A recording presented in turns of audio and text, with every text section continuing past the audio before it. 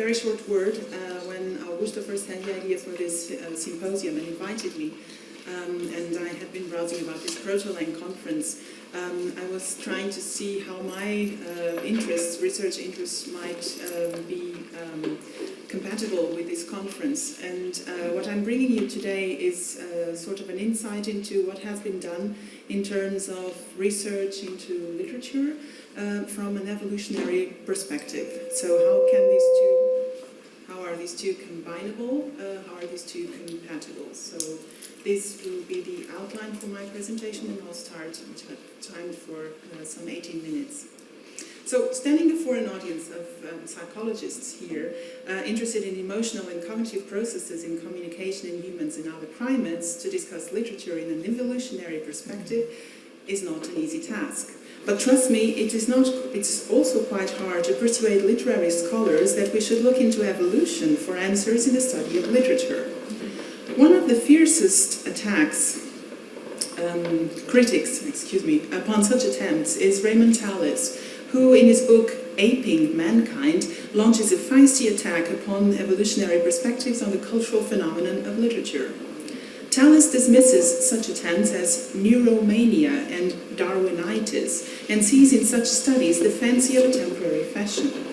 The skepticism is well argued in the roughly 400 pages of the book, so that at the end we are brought back to the initial questions. I will focus on two, which I then approach in the remainder of my time. The first question is, how can we conflate the historical perspective in the study of literature with an evolutionary approach to this phenomenon? Or put differently, how can we study from an evolutionary perspective a cultural phenomenon that, despite its long history, happened only in the last nanosecond of the evolutionary temporal scale? And the second question is a humbling one. What is special about literature anyway? Why is it prevalent across historic times and geography, across local communities and global civilizations? In other words, why do we engage in literature, individual and collectively, and what is the added cognitive value of this practice? Literary scholars often dismiss this question because it challenges the most fundamental assumption of their field, that literature is something special. So we will start with the second question.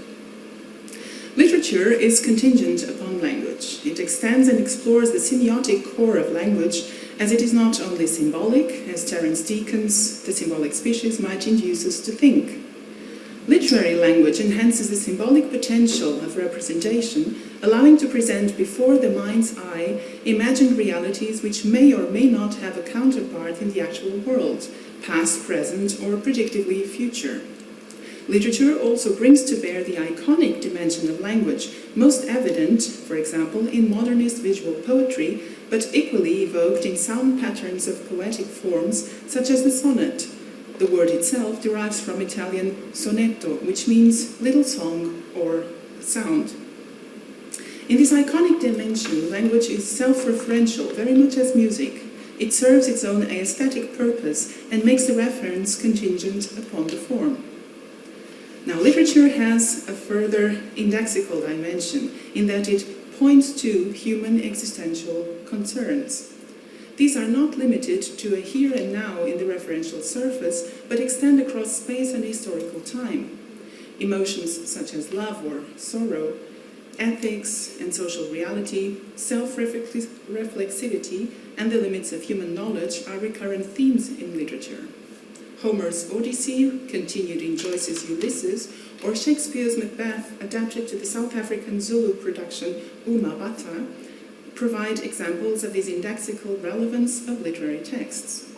As semioticians Linebrand and P.O. Brandt claim, Toni Morrison's story of slavery can not only be about African-American realm of experience. The text instantiates some general aspect of being human, of the human condition. In this sense, the literary text is a double pointer. On the one hand, it points to the characters and their immediate situations, but it also points to human beings beyond the immediate temporal, spatial, and social circumstances. All these three semiotic dimensions of literature may explain the prevalence of literature beyond temporal and spatial borders. Just as the elements of language do not emerge simultaneously and in full-fledged form, so is literature, from our contemporary perspective, a complex phenomenon that entails many parts. Identifying these parts and looking for their origin, relating them with favorable cognitive conditions that made them possible in the evolution of the human mind, could be the research endeavor of a literary scholarship informed by studies in evolution.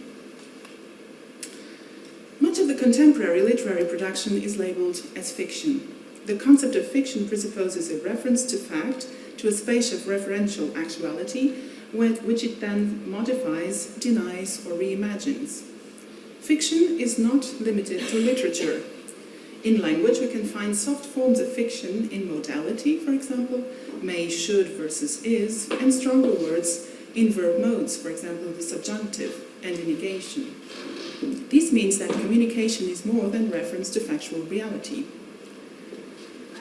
Ice Age Art, the title of a special exhibition at the British Museum a few years ago, reveals forms of representation of fiction, such as the famous Lion Man, the Löwenmensch. This 30-centimeter tall sculpture has invited numerous interpretations and speculations, but it is its sheer impossible form, a human and lion, that invites readings about what the human mind was able to come up with some 40,000 years ago. This little statue shows, namely, that the prehistoric mind was already modern in evolutionary terms, in the sense that it shows cognitive capacities that thrive in contemporary cognition. One such capacity is what Marc Turner and Gilles Fauconnier name blending or conceptual integration.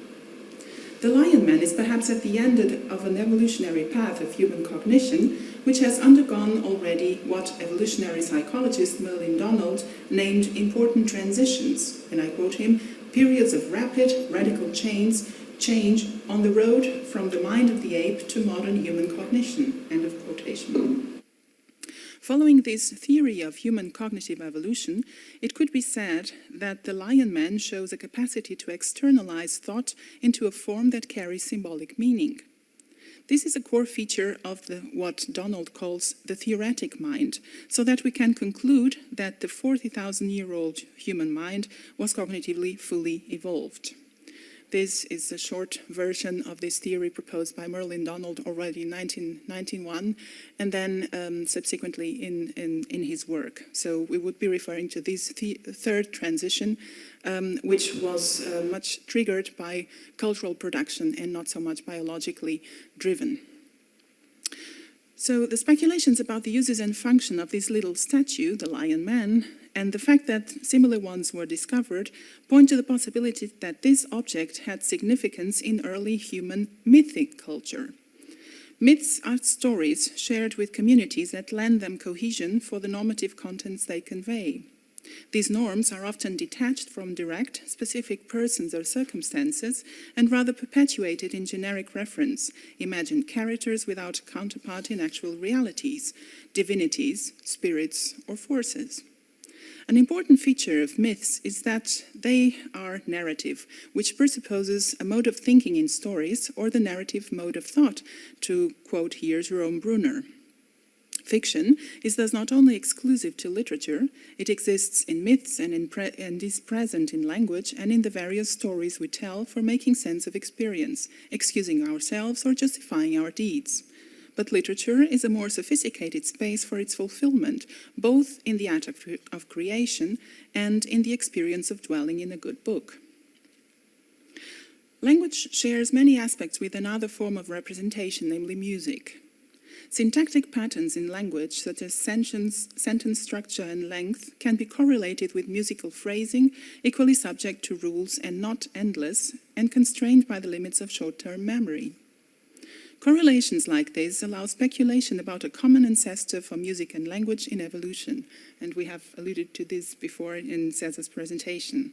For example, the music-language hypothesis by Stephen Brown, or the hypothesis by Stephen Mitten in Singing Neanderthals, this book here. A predecessor, which was a form of expression, holistic, manipulative, multimodal, musical, and mimetic communication. These common predecessors of language and music have evolved in human cognition and cultural practice into, on the one hand, language, a communication system specializing in transmission of information, and, on the other hand, music, a communication system specializing in the expression of emotion. One could say that poetry, or more general poetic language, combines sharing, expression and transmission of emotional experience, which is existentially foundational information. Lyric forms are related to sound patterns and described in almost mathematical rules, also with respect to the emotional effects they convey. Cognitive poetics scholar Roy Soor has devoted his studies to what he calls the emotional symbolism of poetic speech sounds. Research in this field, though, concentrates in oral language, leaving aside other linguistic modalities, and I would come back to your presentation just before. Only very recently has there been an effort to acknowledge and describe poetic forms in sign language, thanks to the work done by Paddy Ladd and Rachel Sutton Spence on sign language poetry. Following this research, sound patterns in poetry might be more appropriately termed modal patterns, as they rely in the specific mode of language, the visual iconic versus the auditory or vocal.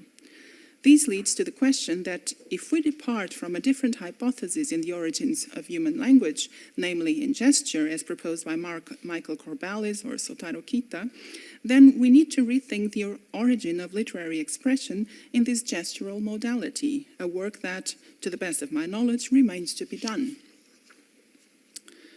One further feature of literature is that it allows insight into the inner world of subjective experience of a person. It trains us into theory of mind, the ability to infer mental states from actions, and it invites and enhances the experience of empathy. Contemporary forms of literature consumption render this clear. Silent reading, an invention that accompanied the rise of the novel, fosters the alienation from the surrounding reality and the immersion in an alternative world for longer periods than oral transmission might allow. The same happens in theatre and other forms of aesthetic expression. As neuroscientist Vittorio Gallese points out, when reading a novel, looking at a visual artwork, or attending a theatrical play or movie, our embodied simulation becomes liberated. That is, it is freed from the burden of modeling our actual presence in daily life. We look at art from a safe distance, from which our being open to the world is magnified. In a sense, to appreciate art means leaving the world behind in order to grasp it more fully. This liberated simulation allows us to fully deploy our simulative responses and to deal with the alternative world of a novel or a play as if, but not quite, it were real. This in turn allows a reflexive mode of experience. Spectators keep factual and counterfactual realms separated, and in the stillness required of the audience, they allow themselves the identification on stage of elements of their own reality. This reflexive mode is culturally explored in techniques like a play in a play, of which Shakespeare's Hamlet provides good example. From an evolutionary perspective, the issues raised by this range from projective imagination, simultaneous cognitive holding of two different realities, immersion and identificatory projection, as well as the reflexive and self-reflexive mode of knowing. These capabilities are crucial for extending experience beyond immediate perceived reality, allowing for retrospective reasoning, predictive thinking, and counterfactual understanding. Literature affords the possibility of living multiple lives within one single existence, of experiencing the world from alternative cognitive and affective centers of subjectivity. This is what literary scholar Karl Eibel proposes as the Zwischenwelt, a world in between that culture allows to make objectivable and shareable an experience that otherwise remains subjective. I will return now to the first question, namely, how can these two temporal scales of evolution and history be compatible? So the issue of time, to which we alluded in the beginning of this presentation, is the question of compatibility of two different temporal scales, evolutionary time and historical time. In this proposal for a theory of human cognitive evolution, Merlin Donald claims that humans are the only species in which the emergence and use of symbols happened in a natural environment, and the possibilities they created are never seen. The later stage in the evolution of the human mind is driven by culture and no longer by biology alone. Its temporality is then historical. Therefore, culture in all its manifestations needs to be studied, one, for what it reveals about the mind that produces it, and two, as a continuous phenomenon that entails and expands fundamental cognitive abilities. This is also what evolutionary psychologist Michael Tomasello proposes in The Cultural Origins of Human Cognition. The fact that culture is a product of evolution does not mean that each one of its specific features has its own dedicated genetic underpinnings. There has not been enough time for that. Modern adult cognition of the humankind is the product not only of genetic events taking place over many millions of years in evolutionary time, but also of cultural events taking place over many tens of thousands of years in historical time, and personal events taking place over many tens of thousands of hours in ontogenetic time. In Tomasello's view, the study of human cognition needs to include an evolutionary, a historical, and an ontogenetic dimension. This is the interplay of these three dimensions that accounts for the sophistication of human cognition, one that is contingent upon biology but goes beyond it, thanks to culture, which is not a sudden invention, but the cumulative and inventive result of cognitive abilities already in place. These abilities allow the invention of symbols, and these enable the representation, accumulation, and sharing of ideas and worldviews, not least about other humans and their subjective perspectives, very much as it happens in literature. I will come to some conclusions. The consideration of literature a historical phenomenon from the perspective of evolution may seem an impossibility reflected in a great deal of criticism and some unreasonable questions. For example, how can literature inform about the genetic and adaptive processes of human cognitive evolution? Or how can knowledge about the evolution and the workings of the human mind contribute to the reading and appreciation of a single poetic text? The problem about these questions is that they are ill-posed, but they need to be addressed nonetheless. As to the first, literature must be considered in the elements that compose it and that may be revealed to other phenomena in the evolution of the human mind. Tomasello and Donald are in sync about the compatibility, or rather inevitability, of the conflation of evolution and historical timescales, and the crucial significance of symbolization in the evolution of human cognition. But in A Mind So Rare, the title of his book, Merlin Donald goes further. He ventures to the field of literature to claim the need to consider it in the study of cognition. I quote him, "Literature affords us a great luxury, one that we lack completely in the clinical study of consciousness, because even the most experienced clinicians remain outsiders to their patients' minds." And further down, writers' portrayals of consciousness constitute a vast, unsystematic collection of phenomena observed from the inside and are possibly the most authoritative descriptions we have. We could rephrase this idea and claim that literature affords an experiential way of knowing, complementary to the experimental approach that science allows. In this sense, it does not so much inform about the stages in evolution of the human mind as it shows what the evolved mind is capable of engendering. The second question requires a reformulation. Studies of human cognitive evolution cannot inform new interpretations of literary texts. Literary scholar Tony Jackson warned of the danger of excessive hope in scholarly innovation, saying that the cognitive approach to literary texts, and I quote him, has much too often produced interpretations that are painfully obvious. End of quote. So the interest of evolution for literary scholarship is not the understanding of the individual text as much as it is about understanding the uniqueness of the phenomenon of literature as cultural practice enabled by and favorable to the advancement of the human mind. The consideration of literature from this cognitive perspective is too important to be undertaken by one discipline alone. As art historian Dieter Wuttke puts it, if man, or the human being, with the rest of our nature is a result of evolution, then the traditionally so-called humanities are the natural science of man's cultural world. So studying literature with cognition and evolution in mind is thus a necessary enterprise for giving literature an importance that exceeds individual cultures and for driving new hypotheses to the study of human cognition. Thank you very much.